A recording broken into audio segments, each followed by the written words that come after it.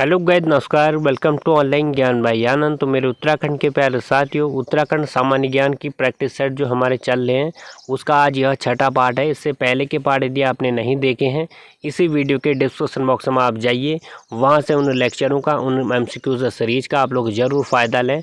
आगामी परीक्षाओं के लिए ये प्रैक्टिस सेट आपके बहुत ज़्यादा काम आएंगे साथियों। तो उत्तराखंड परीक्षा वाणी से आज हम पढ़ने वाले हैं उत्तराखंड के भूगोल से संबंधित कुछ प्रैक्टिस वाले प्रश्न।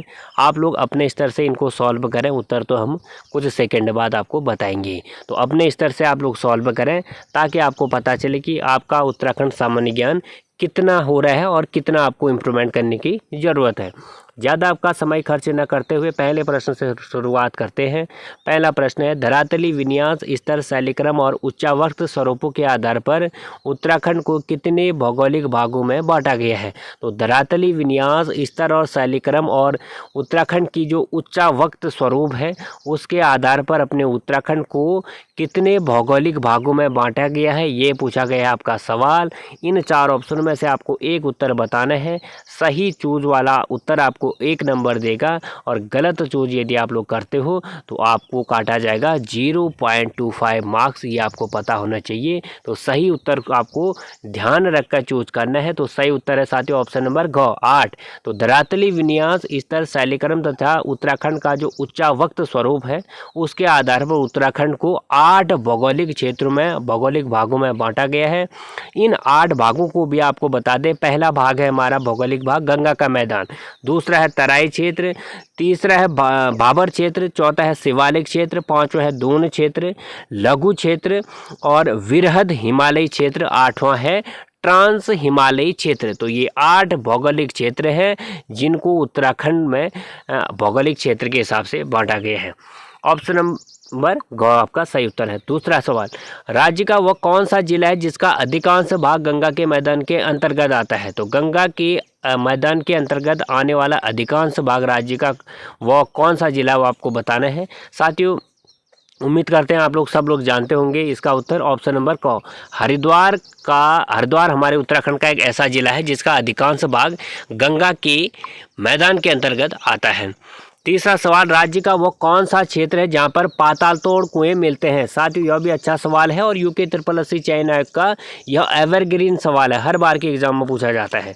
तो वह कौन सा क्षेत्र है, वह कौन सा भौगोलिक क्षेत्र है राज्य का जहां पाताल तोड़ कुएं मिलते हैं। साथियों इसमें से ऑप्शन नंबर जो सही उत्तर है आपको चूज करना है, तो कर दिया होगा आपने। तो उत्तर है तराई क्षेत्र में। तो तराई क्षेत्र में राज्य का पाताल तोड़ कुएं मिलने के लिए विख्यात है। चौथा सवाल, नमी अधिक होने के कारण किस क्षेत्र को तरीवाला नाम से भी जाना जाता है। तो इस क्षेत्र में नमी अधिक होती है और नमी अधिक होने के कारण इस क्षेत्र को स्थानीय लोग तरीवाला नाम से भी जानते हैं। वह क्षेत्र अपना तराई क्षेत्र।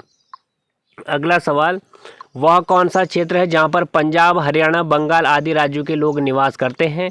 तो अपने उत्तराखंड में भी साथियों बाहरी राज्यों के काफ़ी लोग निवास करते हैं और आपको बताना है किस क्षेत्र में ज़्यादा लोग करते हैं। तो राज्य का तराई क्षेत्र जो ऐसा क्षेत्र है जहां पर बाहरी राज्य जैसे अपने देश के पंजाब, हरियाणा, बंगाल आदि के लोग यहाँ पर रहकर अपना बिजनेस खोले हुए हैं। छठा सवाल, तराई क्षेत्र के ठीक उत्तर में स्थित कंकड़ पत्थर से युक्त क्षेत्र को क्या कहा जाता है। तो तराई क्षेत्र के ठीक उत्तर में स्थित कंकड़ पत्थर का क्षेत्र भी हमें दिखता है साथियों, जहाँ पर हमें कंकड़ पत्थर मिलते हैं। तो उस क्षेत्र को किस नाम से जाना जाता है आपको बताना है। ऑप्शन नंबर घ इसका सही उत्तर है। तो तराई क्षेत्र के उत्तर में कंकड़ पत्थर युक्त क्षेत्र को हम कहते हैं भाबर क्षेत्र। ऑप्शन नंबर घ। सातवां सवाल, कौन सा क्षेत्र मृदा, कंकड़ पत्थर तथा मोटे बालू से युक्त क्षेत्र को कहा जाता है। तो उस क्षेत्र का नाम बताना है आपको जिसमें मृदा, कंकड़ पत्थर और मोटे बालू से युक्त क्षेत्र को कहा जाता है। ऑप्शन नंबर कौन सा सही है साथियों आपको बता दें, तो वह क्षेत्र आपको बताना है। तो मोटे बालू से युक्त जो मृदा कंकड़ क्षेत्र है उसको भी हम क्या क्षेत्र कहते हैं, भाबर क्षेत्र। अगला सवाल, भाबर क्षेत्र के तुरंत उत्तर के पहाड़ी को क्या कहा जाता है। तो भाबर क्षेत्र के तुरंत उत्तर के पहाड़ी को क्या कहा जाता है। ऑप्शन नंबर ये 4 आपको दे रखे हैं। तो भाबर क्षेत्र के तुरंत उत्तर के पहाड़ी को कहा जाता है शिवालिक या वाही हिमालय, या इसे हम हिमालय पाद के रूप में भी जानते हैं। तो आपको पता होना चाहिए, अच्छा सवाल है। राज्य में शिवालिक श्रेणी की औसत ऊंचाई तथा चौड़ाई क्या है? तो राज्य का जो शिवालिक श्रेणी है ये भी क्या है, उत्तराखंड का एक 8 जो भौगोलिक क्षेत्र है उनमें से एक है। तो राज्य में शिवालिक श्रेणी की जो औसत ऊंचाई है और चौड़ाई कितनी है? तो शिवालिक श्रेणी की औसत ऊंचाई है 10 से 12 किलोमीटर और चौड़ाई है 700 से 1200 मीटर। हिमालय की सबसे नवीन श्रेणी के रूप में हम किसे जानते हैं? तो हिमालय की नवीन श्रेणी के रूप में हम किसे जानते हैं? शिवालिक श्रेणी को। ऑप्शन नंबर ग इसका सही उत्तर है। उत्तराखंड के अधिकांश पर्यटक केंद्र किस क्षेत्र में स्थित हैं? तो उत्तराखंड के अधिकांश पर्यटक क्षेत्र हमारे किस श्रेणी में है? शिवालिक क्षेत्र में। ऑप्शन नंबर ग।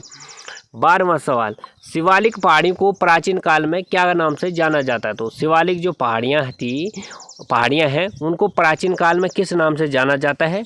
मैनाक। ऑप्शन नंबर ग। हिमालय की तीनों श्रेणियों में जीवाश्म किसमें सबसे ज़्यादा पाए जाते हैं? तो हिमालय की जो 3 श्रेणियां हैं इनमें जीवाश्म की अधिकता किस श्रेणी में मिलती है? ये सवाल आपका पूछा गया है। तो जीवाश्म अधिकता वाली जो श्रेणी है हमारी हिमालय की वह है शिवालिक श्रेणी। ऑप्शन नंबर क। अगला सवाल, राज्य में शिवालिक व मध्य हिमालय के बीच की जो चौरसे घाटियों को प्रायः किस नाम से हम जानते हैं? तो राज्य में जो शिवालिक और मध्य हिमालय के बीच जो चौरसे घाटियां हैं उनको हम किस नाम से जानते हैं? प्रायः ये पूछा गया है सवाल में। तो इन घाटियों को हम कहते हैं दून या द्वार। ठीक है।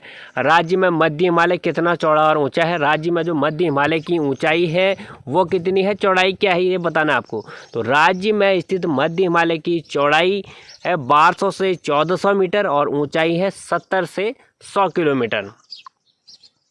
मसूरी पहाड़ी किस श्रेणी में स्थित है? तो मसूरी पहाड़ी जो है हमारी वो बताना आपको किस पहाड़ी में स्थित है। तो मसूरी पहाड़ी है साथियों अपनी मध्य हिमालय श्रेणी में स्थित। तो पहाड़ों की रानी भी हम कहते हैं किसको? मसूरी को। ये आपको ध्यान रखना है।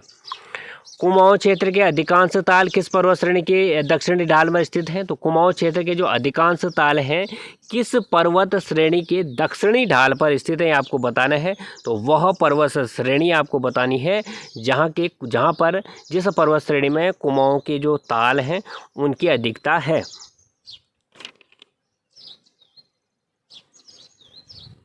तो इन ऑप्शन में से जो सही उत्तर है मध्य हिमालय श्रेणी में कुमाऊं के जो अधिकांश ताल हैं उसकी दक्षिण ढाल पर हमें मिलते हैं। प्राचीन ग्रंथों में वृहद हिमालय को किस नाम से जाना जाता है? तो प्राचीन ग्रंथों में वृहद हिमालय को बर्फ का घर या हिमाद्री के रूप में हम जानते हैं।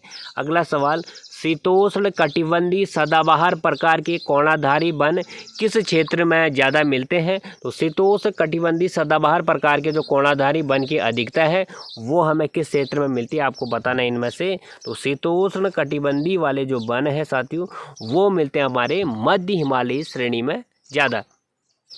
20वां सवाल, लघु व मध्य हिमालय के अंतर्गत फैले दूधातोली श्रृंखला को क्या कहा जाता है? तो लघु एवं मध्य हिमालय के अंतर्गत फैले दूधातोली श्रृंखला को किस नाम से जाना जाता है? इसको कहते हैं उत्तराखंड का पामीर।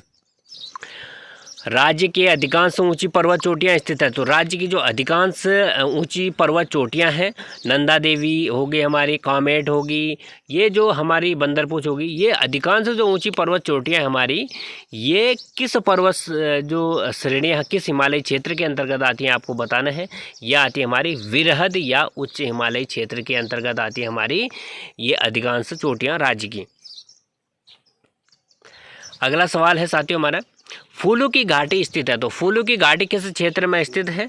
तो फूलों की घाटी जो है साथियों वो हमारी है कहाँ पे? चमोली में। आप लोग सब लोग जानते हैं। तो यह हमारी विश्व धरोहर प्राप्त स्थल भी है, ये आप लोग जानते हैं। तो फूलों की घाटी आपको बताना है यह किस स्थल पे है। तो फूलों की घाटी हमारी विरहद हिमालयी क्षेत्र के अंतर्गत। विरहद हिमालय क्षेत्र के मूल निवासी कौन है? तो विरहद हिमालय क्षेत्र के मूल निवासियों को आपको बताना है। तो विरहद हिमालय क्षेत्र के मूल निवासी हैं भोटिया लोग। विंटर लाइन नामक घटना कहाँ देखने को मिलती है? तो विंटर लाइन नामक घटना आपको बताना है कहाँ देखने को मिलती है। विंटर लाइन नामक घटना मिलती है साथियों हमें मसूरी में।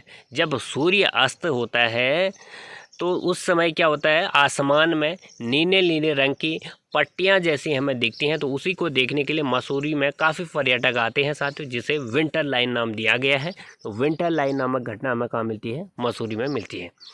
तो ये थे साथियों उत्तराखंड के भूगोल से संबंधित कुछ सवाल। उम्मीद करते हैं, आशा करते होंगे आपने सारे क्वेश्चन सही करे होंगे इसमें और आगे भी करते रहोगे। अगला पार्ट में हम पढ़ेंगे उत्तराखंड के दर्रों के बारे में और उत्तराखंड के नदी, ग्लेशियर, कुंडों के बारे में। आप लोग इनको तैयार करें, फिर हम आपको एमसीक्यू फॉर्मेट में यहाँ से सवाल देंगे। आप लोग इनको तैयार करें साथियों, कल की वीडियो में आपको ये मिलेंगे। तो आज की वीडियो में फिलहाल इतना ही। Thank you very much. Video के अंत तक बने रहने के लिए। God bless you all.